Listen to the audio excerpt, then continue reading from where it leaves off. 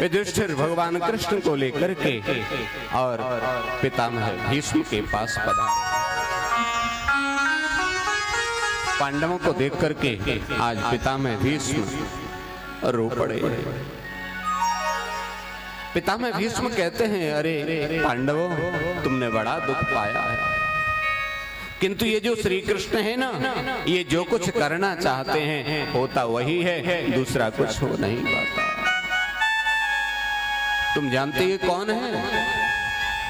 पितामह भीष्म कहते हैं, अरे युधिष्ठिर, ये साक्षात भगवान है। ये सबई भगवान साक्षात आद्यो नारायण पुमान। ये साक्षात भगवान हैं। मोहयन माया लोकम गूढ़श्चरति विष्णुषु। माया के वशीभूत होकर के हम लोग इनको पहचान नहीं पा रहे हैं। ये तो साक्षात भगवान है। आज अनेक धर्मों को पितामह भीष्म ने पांडवों को समझाया। दान धर्मान, राज धर्मान, मोक्ष धर्मान विभागशः। दान धर्म को समझाते हुए कहा, अरे पांडवों, जीवन में कहीं दान की बात आए तो दान अवश्य देना, क्योंकि धन की जो गति होती है ना मेरे भाई बहन, वो 3 गति होती है। तीसरा गतया विद्यन्ति वित्तस्य। भर्तृहरि कहते हैं धन की 3 गति होती हैं, दानम, भोगो, नाशः। पहली गति है दान, दूसरी गति है भोग। कहते हैं यो न ददाति न भुंक्ते, जो न दान करते हैं और न स्वयं उपयोग करते हैं, तस्य तृतीया गतिर्भवति। उनकी जो है वो तीसरी गति होती है, माने वो धन नाश को प्राप्त हो जाता है। इसलिए धन में से दान करना चाहिए। कि तन पवित्र सेवा किए और धन पवित्र किए दान, मन पवित्र हरि भजन सो सुहोत त्रिविध कल्याण। तन पवित्र सेवा की। हम अपने शरीर को पवित्र कैसे कर सकते हैं? सेवा करके। कोई भी सेवा का कार्य है, धर्म का कार्य है। अब ये कथा चल रही है, यहाँ कोई सेवा का कार्य मिल जाए महाराज, इससे बड़ी कोई उपलब्धि नहीं है। तन पवित्र सेवा की और धन पवित्र किए दान। धन को पवित्र कैसे किया जाए? बोले दान करो। शास्त्र कहता है जितना कमाते हो उसका 10% करो। हम कहते हैं 10 नहीं, 10 तो बहुत ज्यादा है।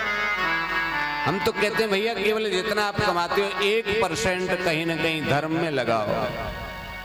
ये ना है तुम सोच रहे हो कि व्यास जी अपने लिए कह रहे हैं कि हमें दे जाओ, ना ना।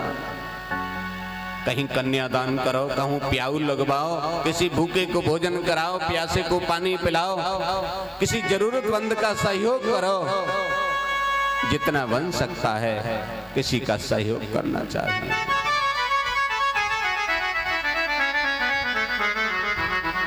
मन पवित्र हरि भजन सो। और मन यदि अपवित्र हो रहा है तो भगवान का भजन करके उस मन को पवित्र किया जा सकता है। होत त्रिविध कल्याण। वर्णाश्रम धर्म के अनुसार राजधर्म की व्याख्या की। बेटा तुम अब राजा हो गए हो। राजा का कर्तव्य है कि प्रजा और पुत्र में कोई भेद न रखें। जैसा पुत्र के साथ व्यवहार करें ऐसे ही प्रजा के साथ व्यवहार करना चाहिए। मोक्ष धर्म और स्त्री धर्म की व्याख्या की, भगवत धर्म की सुंदर व्याख्या की। जब उपदेश दे रहे थे तो द्रौपदी जी को हंसी आ गई। पितामह भीष्म ने कहा तुम क्यों हंसती हो, क्या बात है? इन्होंने कहा बाबा आज तो बहुत उपदेश दे रहे हो, जिस दिन मेरी साड़ी खींची जा रही थी भरी सभा में उस दिन आप बोले नहीं। पितामह भीष्म ने कहा बेटी मैंने उस समय दूषित अन्न खाया हुआ था। दुर्योधन का नमक, दुर्योधन का अन्न मेरे शरीर में था और उससे बना हुआ रक्त मेरे शरीर में बसा हुआ था, इसलिए मैं उसके वशीभूत होकर के कुछ बोल नहीं पाया। आज मेरे अर्जुन ने उस रक्त को निकाल दिया। अर्जुन के बाणों से घायल होकर के आज मैं विरक्त हो गया और विरक्त होने के बाद आज ये सुंदर उपदेश तुमको प्रदान कर रहा हूं। आज समस्त उपदेश देकर के आज पिता में भीष्म ने कहा, देखो अब तुम सामने से हट जाओ, अब मुझे दो बात इस टेढ़ी टांग वाले से कर लेने दो। और कहा, कन्हैया बहुत लीला कर ली, अब मैं जाना चाहता हूं और मैं चाहता हूं कि आप मेरे सामने खड़े हों। बड़े भाग्यशाली होते हैं जिनका देह प्रयाण होता है और अंत समय में जिनके मुख से राम और कृष्ण निकलता है। कहते अंत समय कहाँ आवत नाही, जन्म जन्म मुनि यतन करा। जन्म जन्म मुनि इसी प्रयास में करते हैं, जीवन भर राम राम राम हरे कृष्ण हरे कृष्ण लगे रहते हैं कि किसी प्रकार से जब हम यहाँ से जाएं तो चलते समय बेटा बेटी ध्यान नहीं आए, भगवान के नाम का स्मरण हो जाए। किंतु कहते हैं जन्म जन्म मुनि जतन कराए, अंत राम कहे आवत नाही। जन्म जन्मांतर बीत जाते हैं किंतु अंतिम में राम और कृष्ण मुख से नहीं निकलते। आज पिता में भीष्म कहते हैं, गोविंद इतना करना कि जब प्राण तन से निकले तो आप जो हैं वो मेरे सामने खड़े हो। और गोविंद मैं उसी दिव्य झांकी के दर्शन करना चाहता हूँ। जब मैं रथ पे था और आप अर्जुन के रथ पर बैठे थे, मैंने प्रतिज्ञा कर ली तो आप मेरी प्रतिज्ञा की रक्षा करने के लिए आपने स्वयं अस्त्र धारण किया। जब अर्जुन को घायल देखा तो रथ का पहिया लेकर के आप अपनी प्रतिज्ञा भूल गए और आप मेरी तरफ दौड़ पड़े। आपका पीतांबर कहीं गिर पड़ा, पसीने की नन्ही नन्ही बूंदें आपके मुखार बिंद पर दिखाई दे रही थी और कुरुक्षेत्र की उड़ती हुई धूली आपके मुखमंडल पर आकर के जम गई थी। कन्हैया आज उसी दिव्य छवि के दर्शन आप मुझे कराओ। और प्रार्थना कर रहे हैं, इतना तो करना स्वामी जब प्राण तन से निकले, इतना सभी लोग प्रार्थना करना स्वामी जब प्राण तन से निकले, इतना तो करना स्वामी जब प्राण तन से निकले, इतना तो करना स्वामी जब गोविंद नाम लेकर जब प्राण तन से निकले, गोविंद नाम लेकर जब प्राण तन से निकले, इतना तो करना स्वामी जब प्राण तन से निकले, तो करना स्वामी जब प्राण तन से निकले। गोविंद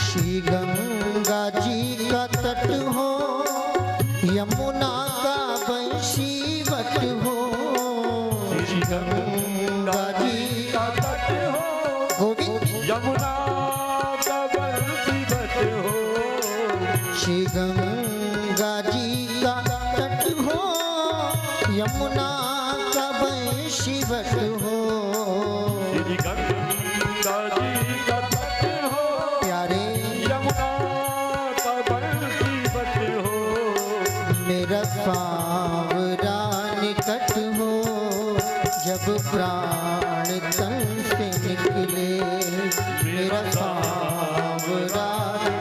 कट हो जब प्राण तन से निकले। हो इतना तो करना स्वामी जब प्राण तन से निकले। इतना तो करना स्वामी जब प्राण तन से निकले। गोविंद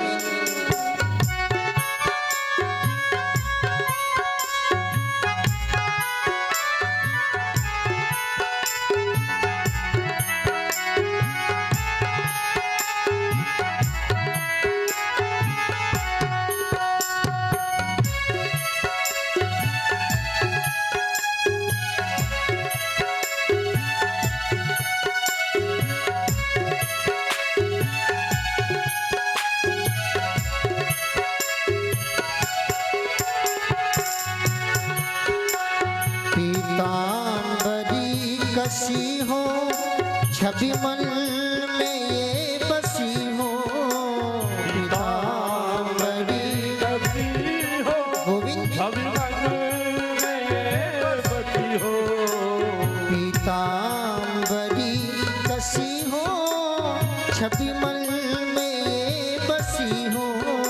पीतांबरी कसी हो छवि मन पे कुछ हंसी हो जब प्राण तन से निकले। होठों पे कुछ हंसी हो जब प्राण तन से निकले। इतना तो करना प्यारे जब प्राण तन से निकले।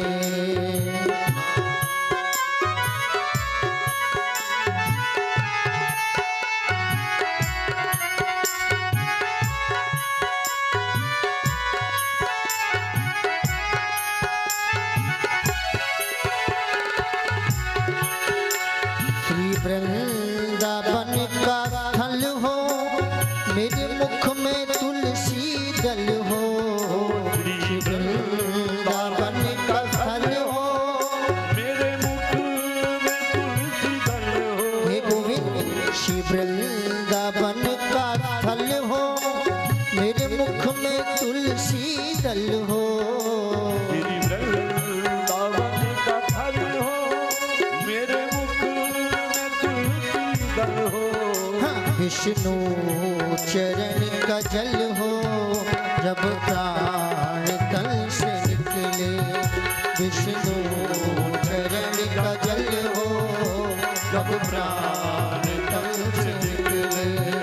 इतना तो करना स्वामी जब प्राण तन से निकले। इतना तो करना जब प्राण तन से निकले। हो गोविंद नाम लेकर जब प्राण तन से निकले। गोविंद नाम लेकर फिर प्राण तन से निकले। इतना तो करना स्वामी जब प्राण तन से निकले। इतना तो करना स्वामी जब प्राण हो जब प्राण तन से निकले।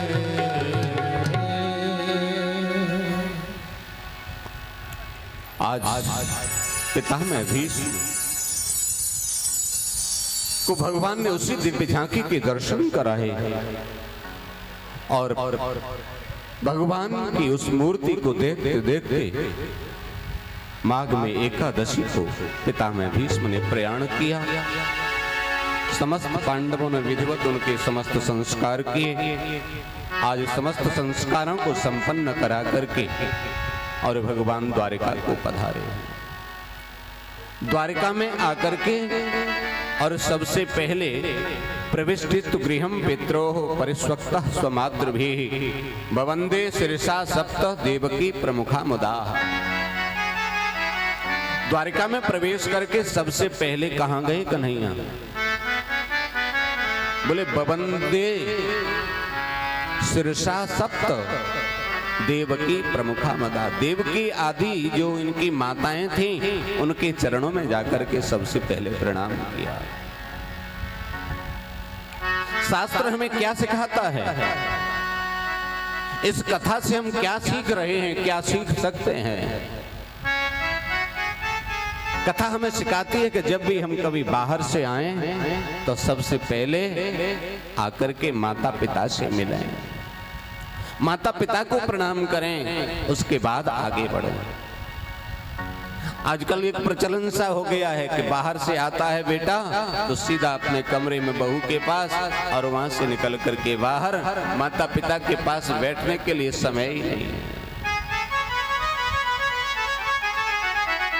बाहर से कहीं से आओ तो सबसे पहले 5 मिनट कम से कम माता पिता को दो, बैठो, उनका आशीर्वाद लो, उसके बाद आगे बढ़ो। कन्हैया इतने दिन बाद द्वारिका पहुंचे कि तो सबसे पहले मैया के चरणों में इन्होंने प्रणाम किया। इससे होगा क्या? इससे बड़े लाभ होंगे। शास्त्र कहता है कि अभिवादनशीलस्य नित्यं वृद्धोपसेवना चत्वारि तस्य वर्धन्ते आयुर्विद्या यशोबलम। जो अभिवादनशील होते हैं उनकी 4 चीजें बढ़ती हैं। कौन कौन सी? आयु, विद्या, यश और बल। जो बड़ों का आदर करते हैं, बड़ों का सम्मान करते हैं, उनकी 4 चीजें अपने आप बढ़ती हैं। अरे बड़े भये तो का भये, पढ़े लिख गए और पढ़ लिख करके बड़े हो गए, नौकरी पैसा कर लिया, बड़े अधिकारी बने गए, बड़े पैसे वाले हो गए, किंतु माता पिता को, बड़े बुजुर्गों को भूल गए, अपने सगे संबंधियों को भूल गए, तो ऐसे बड़े होने का क्या लाभ है?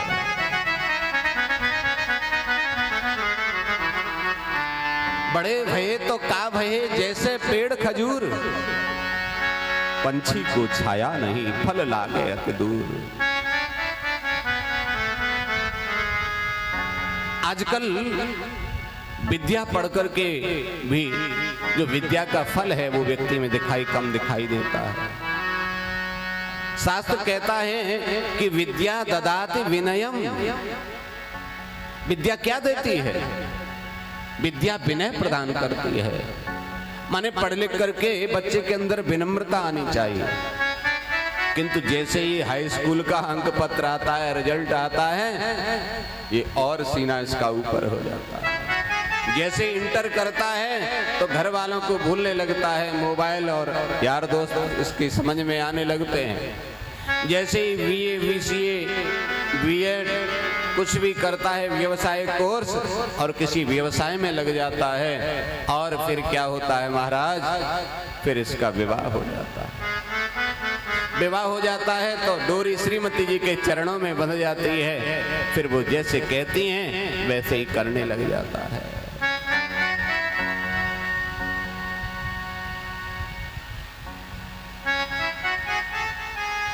आजकल शिष्टाचार प्रायः विलुप्त सा होता जा रहा है।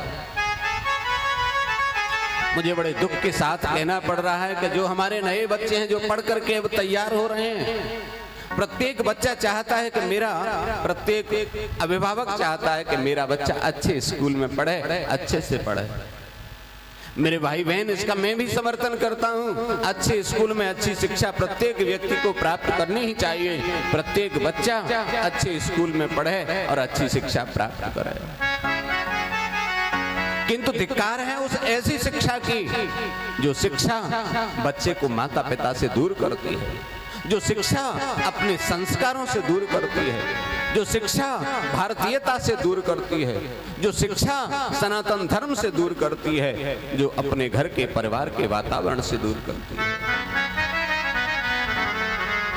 पहले शिष्टाचार की पद्धति थी, जाने पर अथवा आने पर बड़े बुजुर्गों के, माता पिता के चरण स्पर्श करके आशीर्वाद लिया जाता था। अब तो जितने अधिक पढ़े लिखे लोग हैं उनकी व्यवस्था ही बदल गई है। कितना अच्छा लगता था माताजी पिताजी, माताजी पिताजी के बाद फिर मम्मी और पापा हो गए। समझ में आता है मम्मी और पापा के बाद एक और परिवर्तन हुआ जी, उससे भी काम नहीं चला। फिर मम्मी मदर हो गई और पापा फादर हो गए। हमें बड़ा अच्छा लगने लगा, हम तो पढ़ लिख करके अंग्रेजी के विद्वान बन गए, मदर फादर। मेरे भाई बहन यहां भी काम नहीं चला। जो फादर थे वो डैड हो गए और जो मदर थी वो मॉम हो गई, मॉम।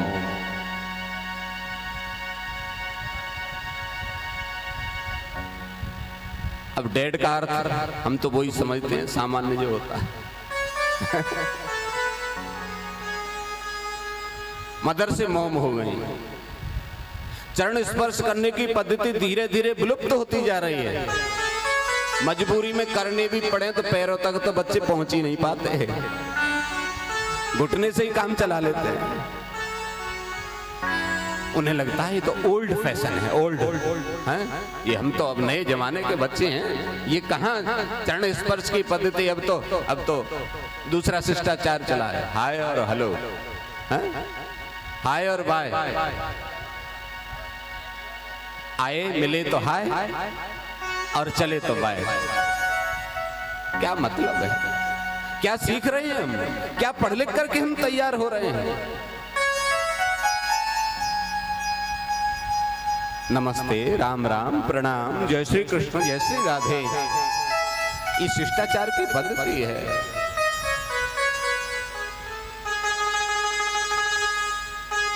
क्या हाय और बाय के चक्कर में हम पड़ गए। अच्छे से अच्छी शिक्षा बच्चों को दो, किंतु संस्कार उनमें अवश्य होने चाहिए। और जिस घर में संस्कारी बच्चे होंगे, जिस घर के बच्चे अपने माता पिता बड़े बुजुर्गों को सिर झुका करके प्रणाम करते होंगे, चरण स्पर्श करके आशीर्वाद लेते होंगे, उस घर में कभी कलह पैदा नहीं होगी। अभी गांव देहातों में तो नहीं, शहर में एक और प्रचलन बहुत तेजी से चल रहा है। दुष्परिणाम है। आप लोग भी शहरों से जुड़े हुए हैं, जानते होंगे। नए बच्चों में एक फैशन सा आता जा रहा है अपने आप शादी करने का, अपनी मनमुखी वर का अन्वेषण। लड़का लड़की एक दूसरे को पसंद करते हैं, माता पिता को पता ही नहीं, शादी कर लेते हैं।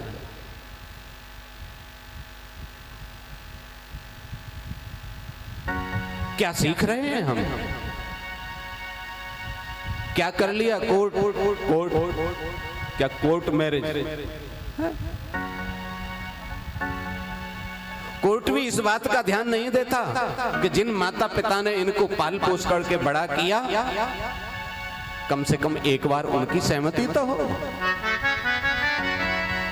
क्या जज का ये कर्तव्य नहीं कि भाई कोर्ट मैरिज करने के लिए तुम दो लोग आए हो तो कम से कम तुम दोनों के माता पिता की सहमति हो? और यदि ऐसा हो जाएगा तो ये परंपरा धीरे धीरे विलुप्त सी हो जाएगी। और इसके दुष्परिणाम क्या आ रहे हैं सामने कि वो जो संबंध है दाम्पत्य जीवन, वो बहुत समय तक चलते नहीं है। माता पिता को तो जब पता चलती है कि विवाह भी हो गया, शादी भी हो गई, और फिर जब तलाक हुआ, क्या हो गया? बोले डाइवोर्स हो गया। वो अलग और वो अलग। हमारी प्राचीन पद्धति परंपरा, एक बड़े बुजुर्ग चार लोग वर का अन्वेषण करते थे, लड़का देखते थे, सुयोग्य देखते थे, उसका कुल खानदान देखते थे, इसके पिता दादा परदादा का क्या इतिहास रहा है ये देखते थे। कुंडली मिलाई जाती थी। कुंडली किस लिए मिलाते हैं? कुंडली इसीलिए मिलाते हैं कि ग्रहों के साथ साथ उसके कुल खानदान की भी पता चलता है। इसलिए खूब अच्छा पढ़ाओ लिखाओ, इसमें हमारा विरोध नहीं है, किंतु अच्छी पढ़ाई लिखाई के साथ हर माता पिता का ये कर्तव्य भी है कि वो अपने बच्चों को अच्छे संस्कार अवश्य दें। घर की जो परंपराएं हैं, हमारे बड़े बुजुर्गों की जो परंपराएं हैं, उसको जरूर उनको पालन कराएं। बोलिए भक्त वत्सल भगवान की जय हो। बोले कृष्ण कन्हैया लाल की जय।